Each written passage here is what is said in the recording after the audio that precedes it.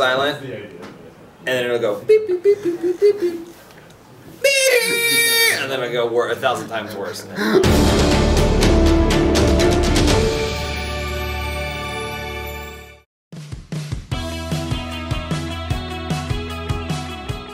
well, so the sound was, I learned that the sound didn't matter at all. Because I used AOL for a really long time, and it had the 3 blocks. It had to fill the 3 blocks. It was like the Earth, and then like satellite waves, and then a man walking onto the internet or whatever it was, and then it'd have little words at the bottom. There was something, it would say retrieving. And if it hung on retrieving, like it should flash by all those words like when a game is loading. If it hung on retrieving for like more than 5 seconds, you're like, shit. I'm not getting on the internet today at all. There's no way. First thing I looked up on the internet, man, I would say it was probably like movie news, or something like that. Yeah. I don't remember specifically, but it would have been like something related to the things I was really interested in. So it would have either been a professional wrestling website to find backstory, or find movie news to find out more about like the production of something going on. If you ever wanted to watch a movie trailer, you'd go to Apple. They had movie trailers, so that's where everything would go. So you'd like, oh my god, did you hear about the new Spider-Man trailer? Like when Spider-Man was coming out? 2002, the original one.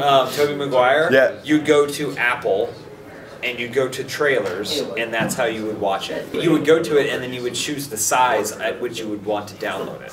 So do you want it to be like the size of a thumbnail, or the size of a note card, or something like that? And then you would download it, and then, because if you tried to do that with dial-up, it wouldn't work at all. But if you tried to do that with cable, eventually it would download. You'd come back like 5 minutes later after making a sandwich, and then you'd watch the Spider-Man trailer, which is 2.5 minutes, and you'd be like, the internet is amazing. You can do anything. Literally anything.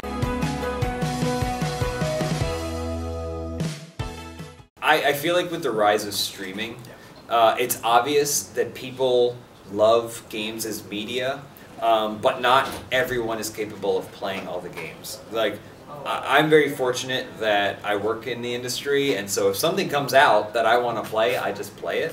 But I also remember how I felt as a kid, where you know, you could maybe get a game rented for the weekend, but if you get that one, you're picking between that 5 other games that you're never going to play, ever, unless your friend owns them. It was like this whole trading system that you have to come up with to play games, because you get like 3 a year. Do you remember your LAN parties? Oh man, we would do stuff. I was a very much console kid growing up, but things like bringing 2 friends that had Nintendo 64s, and then 2 TVs, and then playing GoldenEye, and we called it 8-player, but we weren't actually, like, you weren't actually connected, you were just playing 8-player. Right? Where we'd all pick the same stage, as though we were together, and but we'd fill in the blanks. But I think streaming now is the new extension of those people who aren't able to play everything. I think it's the game experience, but I think it's also the gameplay, too. Cool. Because, I mean, for me, I stream a lot.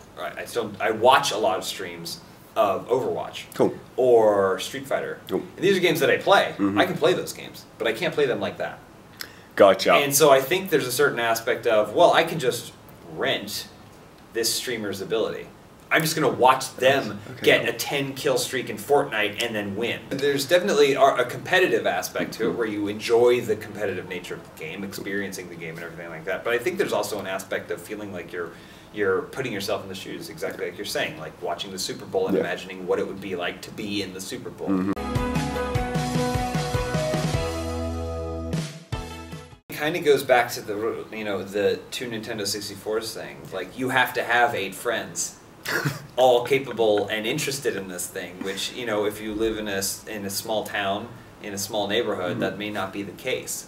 The internet makes it so easy. Everything has a friends list.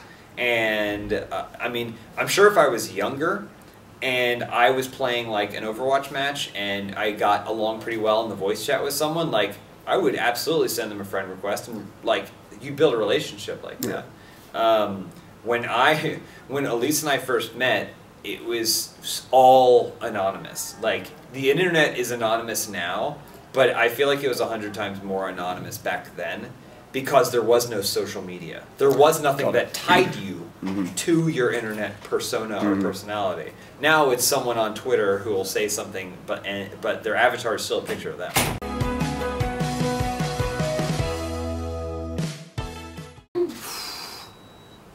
I mean, I definitely remember All Your Base. That was a big one. And then there was Badger, Badger, Badger, Badger, Mushroom. The memes originally were just like these things that you'd pass around and then people would transform. Got it. And so, but those, I remember those a lot. Those two definitely stand out.